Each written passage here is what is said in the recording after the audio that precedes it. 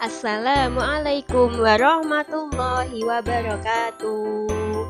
Bagaimana kabarnya hari ini? Semoga yang di rumah semuanya dalam keadaan sehat dan selalu sehat ya. Dan ingat selalu menjaga kebersihan dan kesehatan supaya tetap semangat dalam belajar meskipun belajarnya masih di rumah. Oke.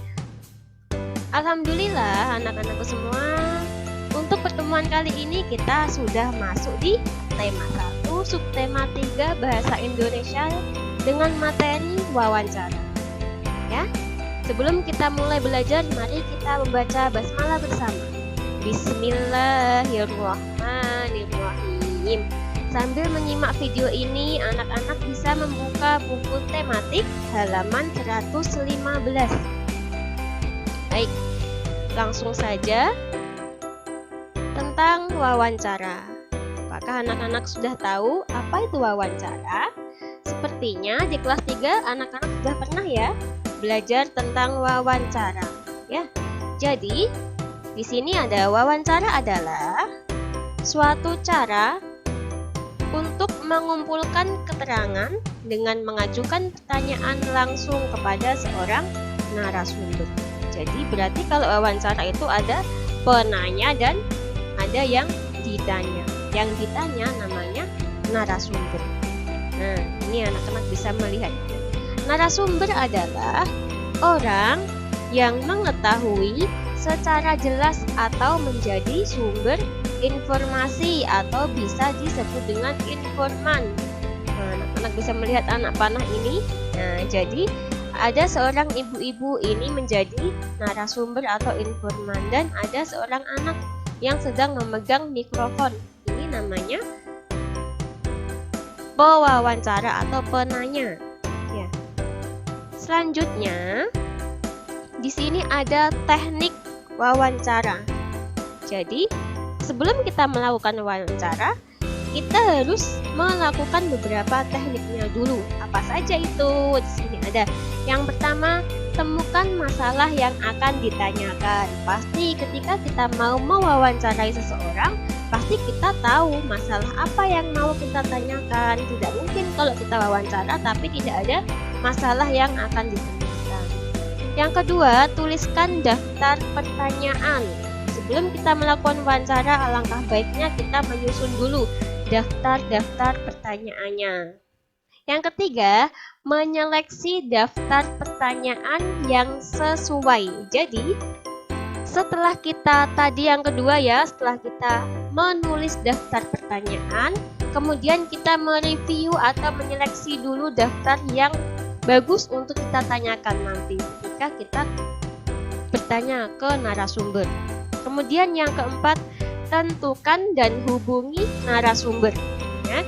Jadi setelah anak-anak menyeleksi daftar pertanyaan yang hendak ditanyakan oleh narasumber, kemudian anak-anak baru menghubungi narasumber atau informan, orang yang memiliki informasi. Tentukan waktunya, tentukan tempatnya, dan hubungi narasumbernya. Kemudian yang selanjutnya, lakukan kegiatan wawancara. Setelah semua ditentukan, diseleksi daftar pertanyaannya dan sebagainya, kemudian lakukan kegiatan wawancara. Ingat, ketika kita mewawancara, perhatikan pilihan kata dan kesantunan bahasa. Gunakanlah bahasa baku dan bahasa yang sopan. Ya. Selanjutnya, ada susunan laporan hasil wawancara. Jadi anak-anak, setelah kita melakukan wawancara, pasti data yang kita peroleh masih berantakan ya, belum rapi. Kemudian kita melakukan penyusunan laporan. Apa aja isinya? Yang pertama, tema wawancara. Jadi, tadi yang mau kita bahas itu apa? Masalahnya tentang apa tadi? Nah, temanya di sini. Misalnya tema tentang pertanian misalnya. Ya. Kemudian tujuan wawancara. Jadi, setelah kita melakukan wawancara tadi, sebenarnya apa sih tujuannya kita melakukan wawancara tadi itu? Kita tulis. Setelah itu jangan lupa anak-anak untuk menulis identitas narasumber. Jadi, kalau anak-anak sudah melakukan wawancara, untuk membuat susunan laporannya, jangan lupa orang yang kita wawancarai tadi, identitas atau namanya tetap ditulis sebagai informan, orang yang memberikan informasi kepada kita atau sebagai narasumber. Kemudian yang keempat, ringkasan isi wawancara atau hasil dari pertanyaan yang sudah kita ajukan tadi kepada narasumber, kita rangkum dengan baik, bisa berbentuk berita atau paragraf-paragraf ya. Yang selanjutnya di sini ada beberapa bentuk wawancara ya. Jadi wawancara itu tidak hanya memiliki satu bentuk saja ya. Nah, ada beberapa bentuknya. Yang pertama dilihat ke satu, yaitu wawancara berupa wawancara berita ya. Seperti anak-anak ketahui di TV-TV itu ya, wawancara berita ada ya reporternya biasanya. Kalau ini bukan reporter, ini namanya ada informannya atau orang yang kita wawancarai, ada yang mewawancarai ya. Ini orang yang kita wawancarai, kemudian ada yang bertanya, ada yang bawa kamera dan sebagainya. Ini wawancara kita. Yang kedua, wawancara dengan pertanyaan yang disiapkan. Jadi maksudnya orang yang mau mewawancarai ini informan, sebelumnya dia sudah menyiapkan susunan daftar pertanyaan. Nah, ini yang dipegang adalah daftar pertanyaan. Yang ketiga, wawancara telepon. Jadi baik itu orang yang kita wawancarai maupun pewawancara melakukan komunikasi atau wawancara melalui telepon. Jadi mereka tidak bertatap muka secara langsung. Kemudian yang keempat ada wawancara pribadi ya. Ini bisa dengan temannya sendiri. Jadi yang mereka bahas tidak suatu masalah yang sangat begitu formal ya. Ini namanya wawancara pribadi.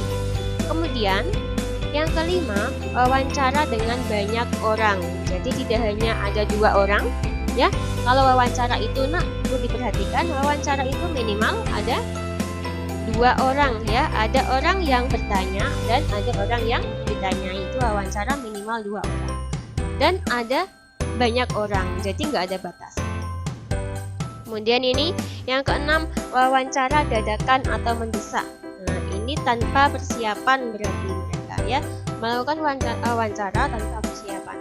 Yang ketujuh yaitu wawancara kelompok ya.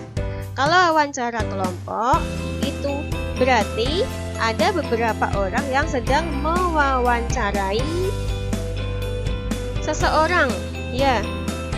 Biasanya itu bisa contohnya mewawancarai pejabat atau seniman atau olahragawan dan sebagainya. Baik, sampai sini paham ya? Kita lanjutkan. Nah, di sini ada jenis-jenis wawancara yang ditinjau dari segi pelaksanaannya. Ada 3 jenis. Ini anak-anak bisa sambil menyimak buku ya. Yang pertama ada wawancara bebas. Dalam wawancara bebas, pewawancara bebas ini menanyakan apa saja kepada responden. Namun harus diperhatikan bahwa pertanyaan itu harus berhubungan dengan data-data yang diinginkan. Jadi tidak boleh keluar dari tema. Misalnya tema atau masalah yang kita bahas adalah soal pertanian, tetapi nanti yang dibahas atau yang ditanyakan malah sampai tentang sekolahan, kan nggak nyambung tuh. Tidak boleh seperti itu. Kemudian yang kedua, wawancara terpimpin. Maksudnya wawancara ini, pewawancara sudah dibekali dengan daftar pertanyaan yang lengkap dan rinci. Jadi sebelumnya sudah mereka siapkan list atau daftar pertanyaannya sebelum mereka melakukan wawancara. Itu namanya wawancara terpimpin. Yang ketiga ada wawancara bebas terpimpin.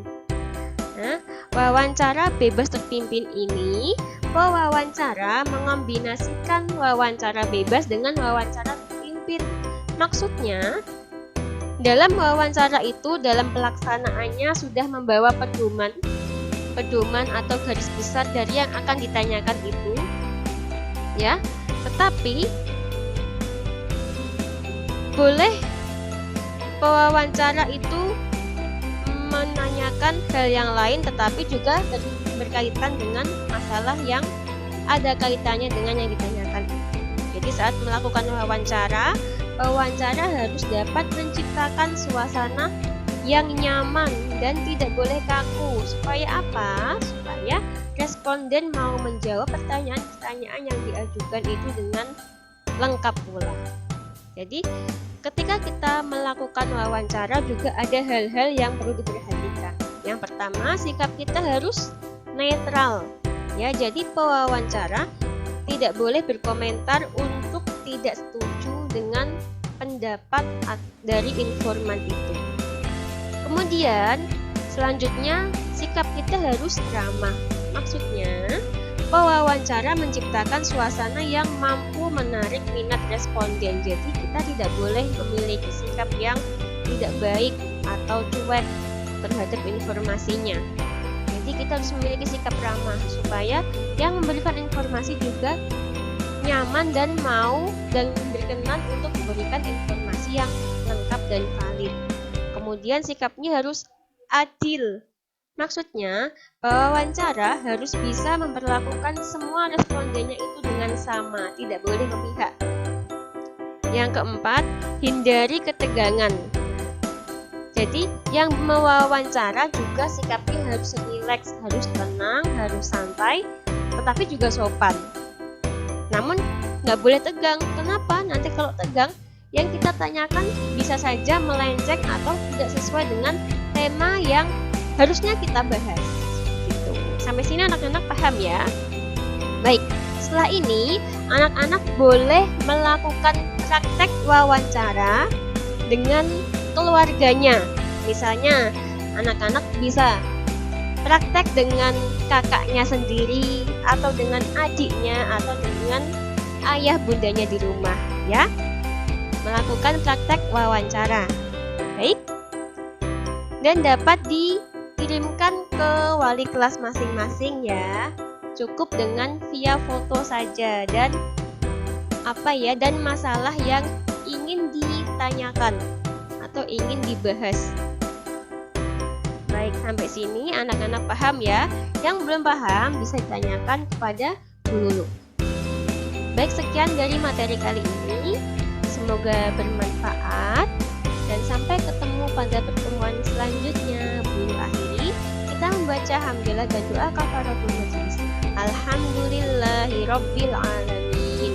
Subhanakallahumma wa bihamdik asyhadu an la ilaha illa anta astaghfiruka wa atubu ilaik. Wassalamualaikum warahmatullahi wabarakatuh.